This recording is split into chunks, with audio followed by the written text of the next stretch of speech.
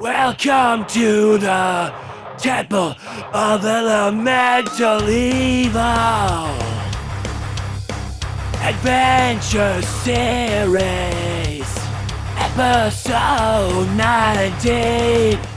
I am Dreadmoor, your dungeon master, and here are my real-life players' characters that are taking on evil in this module. Malik, a 4th level cleric of power.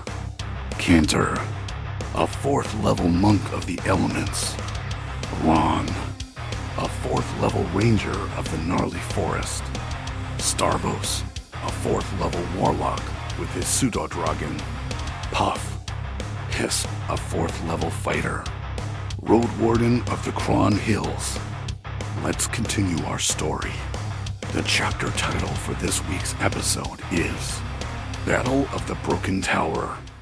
We last left off with our heroes from Hamlet engaged in a massive battle inside of a large room in the Broken Tower. The combat continued with Cantor moving with the stoic discipline of his order, a blur of compact strikes and measured steps. A magical net sailed through the air, restraining the monk in his position as the bandits closed in with their own calculated ferocity.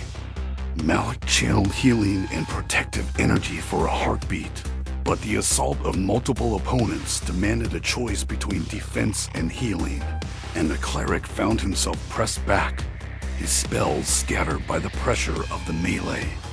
Starvos, the Aasimar warlock, released Eldritch Blast at the overwhelming number of bandits. Yet the bandit captain's commands cut through the tower's large room, directing bandits to fire arrows with a practiced precision at the warlock. This coordinated assault dropped Starvos with multiple critical hits from the archers in the back of the room. Starvos' pseudo-dragon Puff saw his master fall and fled back down the trapdoor and out of combat. Hisp, the gnoll fighter, fought with raw, animal vigor and surprising agility, but the tide of numbers began to overwhelm him, and a controlled strike from a bandit blade found a hole in his defense. Ron, the ranger, held the line as best he could, his arrows cutting through those entangled in magical vines. Yet the bandits' coordinated assault forced him into a position where even the seasoned hunter could not regain the advantage. The battle pressed forward, each moment thick with the weight of consequence. The bandits used their overwhelming numbers to their advantage. The captain's voice rose again, a stern note of command that cut through the clash, reminding the bandits that their strength lay not only in blade, but in unity of purpose. A turning point came as the bandits executed a coordinated maneuver. As all the bandit archers released a volley that struck Ron with multiple well-placed shots. Ron, the ranger, fell to the ground unconscious from the attack. The net around Cantor grew heavier as rope and fabric constricted his limbs, and the monk's breath grew shallow under the weight of bandits piling on him. His eyes, usually so steady, flickered with a stubborn resolve that refused to yield to the confinement. With the heroes momentarily contained, the bandit captain yelled to Hisp, "Remember your dark roots, Gnoll." The captain spoke with a persuasive edge, appealing to pride and past loyalties, and the Gnoll fighter hesitated, the memory of old alliances flickering in his gaze. The captain's argument found a crack in Hisp's armor of allegiance, and the Gnoll's weapon lowered, his stance shifting from defiance to uncertainty. The decision to rejoin the side of evil was not a fanfare of triumph, but a muted, somber acknowledgement of the easier path in that moment. The betrayal rippled through the battlefield. Hisp, now aligned with the bandits, redirected his attacks toward his former comrades, turning on the monk who remained ensnared in the net. The net's knots tightened as more bandits converged on his location, and Cantor's struggle slowed, the monk's endurance pressed to its limit. Malik, still free but strained, faced the reality that the numbers now favored the bandits, an oppressive, unyielding advantage that left little room for a sudden decisive counterstrike. Malik gathered his resolve and remained in a defensive stance against the platoon of bandits, while Cantor, still ensnared, endured the weight of the net, unable to free himself from being restrained. The bandits claimed the large room with the captain's steady hand guiding the mass of evil troops.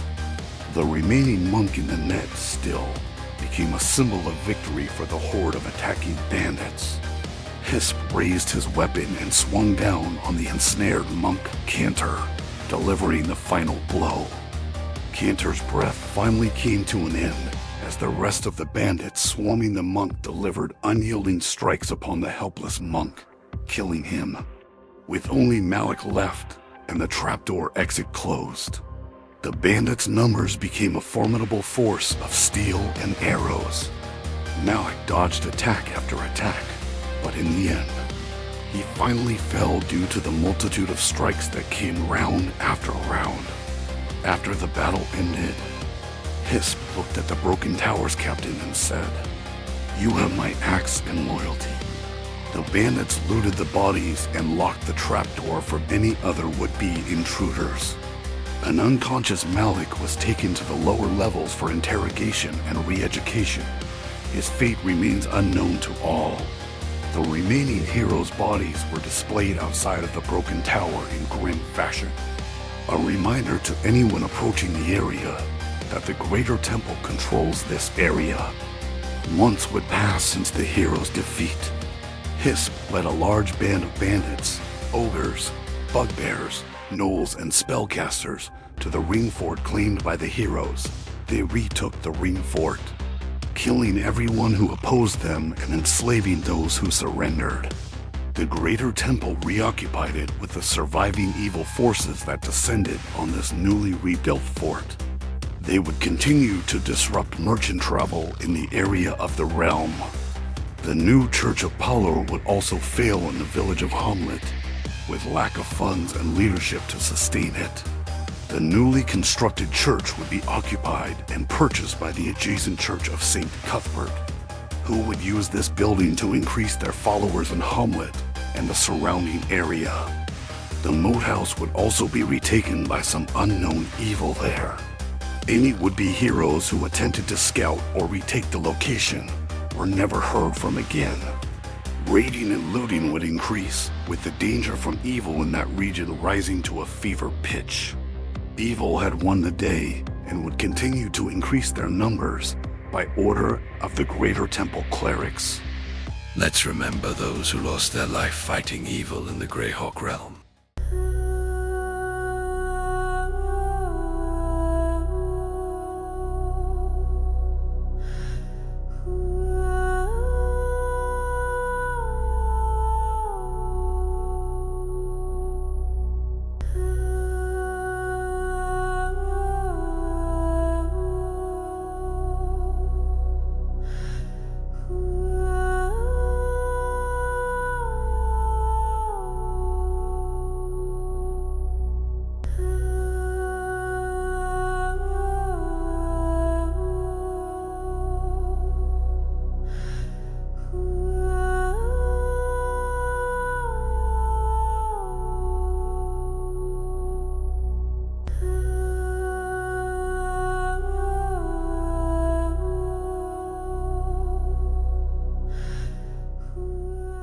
Huge thanks for tuning in.